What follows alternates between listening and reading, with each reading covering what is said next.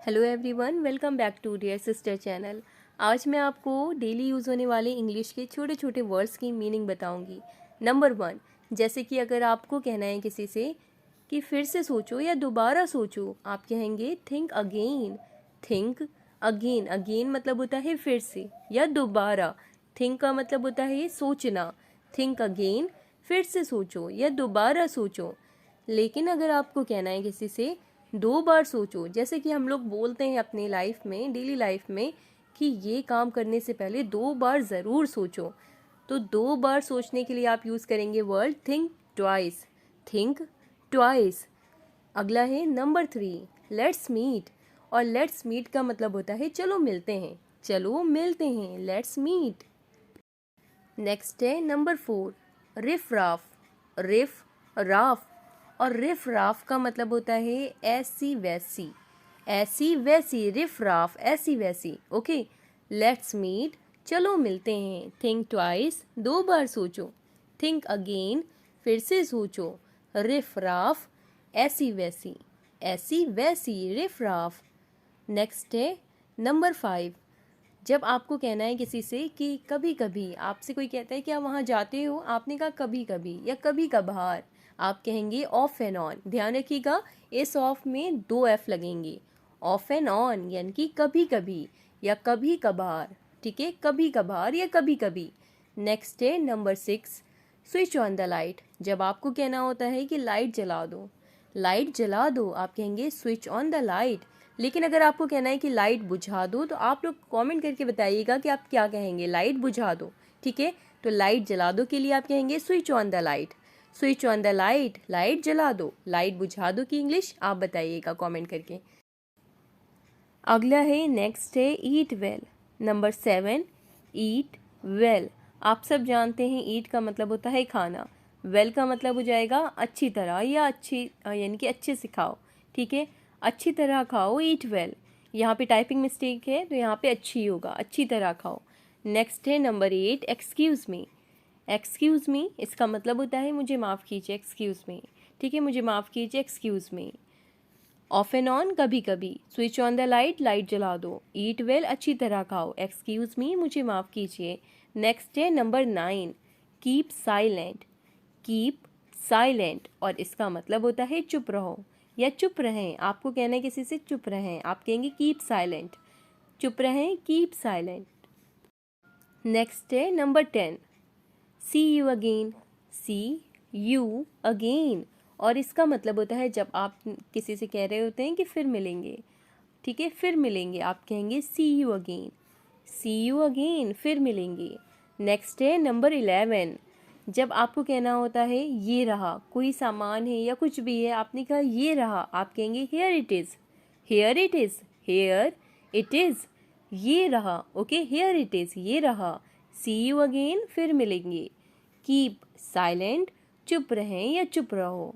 Next है number 12, आपको अगर कहना है किसी से, जब आपसे कोई पूछा है कि क्या चल रहा है, क्या चल रहा है, आपने कहा कुछ खास नहीं, कुछ खास नहीं, आप कहेंगे nothing special. Nothing special, nothing special, कुछ खास नहीं, कुछ खास नहीं। नेक्स्ट है नंबर 13, दैट्स माई फॉल्ट। आप कह रहे हैं that's my fault. That's my fault यानी कि गलती मेरी थी। दैट्स माई फॉल्ट, गलती मेरी थी, गलती मेरी थी, दैट्स माई फॉल्ट। नेक्स्ट है नंबर 14, अगर आपको कहना है किसी से, आप गुस्से में कह रहे हैं कि शट अप। शट अप, ठीक है, और इसका मतलब होता है चुप रहो। जब आप किसी से गुस्से में कहते हैं कि चुप रहो, तब आप यूज़ करेंगे। नेक्स्ट है नंबर 15। नंबर 15 है जब आप, अब मैं आपको कुछ फ्रेजेस बता रही हूँ, इसमें कुछ वर्ड्स हैं और कुछ फ्रेजेस हैं। तो यहाँ पे मैं आपको बता रही हूँ पुट अप विद। इसका मतलब होता है बर्दाश्त करना या सहन करना, बर्दाश्त करना या सहन करना। Put up with, put up with, ठीक है। उसी तरह से अगला है पुट डाउन। पुट डाउन का मतलब होता है लिख लेना, पुट डाउन, ठीक है, लिख लेना। मैं आपको कुछ फ्रेजेस भी बता रही हूँ। तो पुट डाउन का मतलब होता है लिख लेना। पुट अप विथ मतलब होता है बर्दाश्त करना या सहन करना। उसी तरह से पुट ऑन, देखिए पुट ऑन का 2 मतलब होता है। एक तो होता है जब कपड़े पहनने के लिए कहते हैं, ठीक है, कपड़ा पहनना, पुट ऑन मतलब होता है कपड़ा पहनना, या फिर जलाना, जलाना। जैसे कि मैंने कहा बल्ब जला दो, बल्ब जला दो, मैं कहूँगी पुट ऑन द बल्ब, ठीक है, क्योंकि पुट ऑन का मतलब जलाना भी होता है। तो पुट ऑन द बल्ब यानी कि बल्ब जलाओ, ठीक है, या बल्ब जला दो, आप कह रहे हैं बल्ब जला दो, आप कहेंगे पुट ऑन द बल्ब, ठीक है। उसी तरह से पुट आउट का मतलब होता है बुझाना, ठीक है, जैसे कि पुट ऑन का मतलब जलाना, उसी तरह से पुट आउट का मतलब होता है बुझाना। तो नंबर 19 है पुट आउट, बुझाना। जैसे मुझे कहना है कि बल्ब बुझा दो, तो मैं कहूँगी put out the bulb, put out the bulb. Put out का मतलब बुझाना और पुट ऑन का मतलब जलाना, बल्ब जलाओ, put on the bulb, bulb बुझाओ, put out the bulb. Next है नंबर 20, स्पीक आउट। जब आप किसी से कह रहे होते हैं कि स्पीक आउट यानी कि बोलो, बोलो, स्पीक आउट, स्पीक आउट, बोलो। नेक्स्ट है नंबर 21, आपको अगर किसी की कोई खबर आपने सुनी, आपको बहुत ही दुख हुआ सुनकर, आप कहेंगे सो सैड, सो सैड यानी कि बहुत दुख की बात है, सो सैड, सो सैड, ठीक है।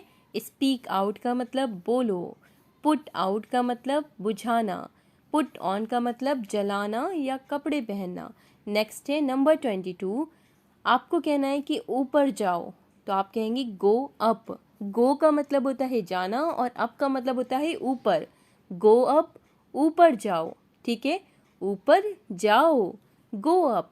नेक्स्ट है नंबर 23, आपको अगर कहना है कि ताने मत मारो, आप कहेंगे don't taunt, don't taunt, taunt यानी कि ताना, टॉन्ट का मतलब ताना, डोंट टॉन्ट यानी कि ताना मत मारो, ताना मत कहो या ताना मत मारो, डोंट टॉन्ट।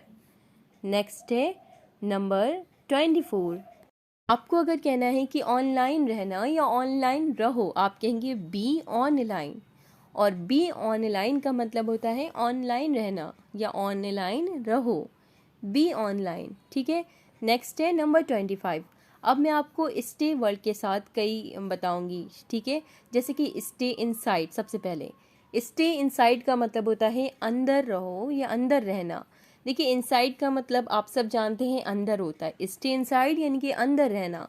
उसी तरह से अब मैं स्टे के साथ ट्यून्ड को जोड़ दूंगी तो बन जाएगा स्टे ट्यून्ड। स्टे ट्यून्ड का मतलब होता है बने रहें, ठीक है, यानी कि बने बने रहें, या फिर इसको कह सकते हैं जुड़े रहें, इस सेंस में भी यूज़ कर सकते हैं। तो स्टे ट्यून्ड यानी कि बने रहें। नेक्स्ट है number 27, stay strong, stay strong यानी कि इसका स्ट्रॉन्ग मतलब आप सब जानते हैं मजबूत, ठीक है। स्टे स्ट्रॉन्ग जब आप किसी को हिम्मत दिलाते हैं, आप कहते हैं स्टे स्ट्रॉन्ग यानी कि मजबूत रहो, ठीक है, मजबूत रहो। जब आप किसी को हिम्मत दिला रहे होते हैं और आप कहते हैं कि स्टे स्ट्रॉन्ग यानी कि मजबूत रहो, ठीक है। नेक्स्ट है नंबर 28, अब मैं स्टे के साथ जोड़ दूंगी स्टे सेफ। आपने सुना होगा स्टे सेफ, स्टे सेफ का मतलब होता है सुरक्षित रहो, सुरक्षित, सेफ का मतलब होता है सुरक्षित, स्टे सेफ यानी कि सुरक्षित रहें, स्टे सेफ, सुरक्षित रहें। नेक्स्ट है number 29, speak bluntly, speak bluntly, और स्पीक ब्लंटली का मतलब होता है खुलकर बोलो। जब आपको कहना हो किसी से कि खुलकर बोलो, आप कहेंगे स्पीक ब्लंटली, स्पीक ब्लंटली, खुलकर बोलो।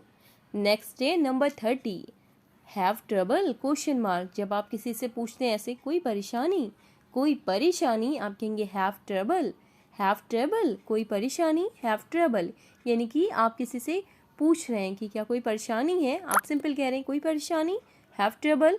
नेक्स्ट है नंबर 31, नो मीन्स नो, आप कह रहे हैं नहीं मतलब नहीं, नहीं मतलब नहीं, no means no, okay, no means no, नहीं मतलब नहीं। नेक्स्ट है number 32, no ifs and buts, no ifs and buts, इसका मतलब क्या होता है? देखिए इफ्स एंड बट्स का मतलब होता है अगर मगर, कोई अगर मगर नहीं, no ifs and buts, no ifs and buts, ठीक है, नो इफ्स एंड बट्स, कोई अगर मगर नहीं, कोई अगर मगर नहीं। नेक्स्ट है नंबर 33, आपको अगर कहना है कि थोड़ा थोड़ा करके, आप कहेंगे bit by bit, bit by bit, इसका मतलब होता है थोड़ा थोड़ा करके, थोड़ा थोड़ा करके, बिट बाय बिट। नेक्स्ट है नंबर 34, आपको अगर कहना है किसी से कि से सॉरी, यानी कि से सॉरी का मतलब होता है कि माफ़ी मांगो, या फिर किसी ने कोई गलती करी, आपने उससे कहा से सॉरी, यानी कि सॉरी कहो, यानी कि माफ़ी मांगो। सॉरी कहो, से सॉरी, माफ़ी मांगो। तो आज के सेशन में हम लोग इतने ही वर्ड्स की मीनिंग को जानेंगे, कुछ फ्रेजेस थे। तो आई होप आपको इससे हेल्प मिलेगी अपनी इंग्लिश को इम्प्रूव करने में। वीडियो अच्छी लगी हो, आपके लिए हेल्पफुल हो, तो लाइक ज़रूर करें, शेयर करें। सब्सक्राइब नहीं किया है तो सब्सक्राइब करके बेल आइकन को ज़रूर प्रेस कर लें, ताकि जब भी मैं वीडियो अपलोड करूं आप तक नोटिफिकेशन ज़रूर पहुंच जाए। Thanks for watching.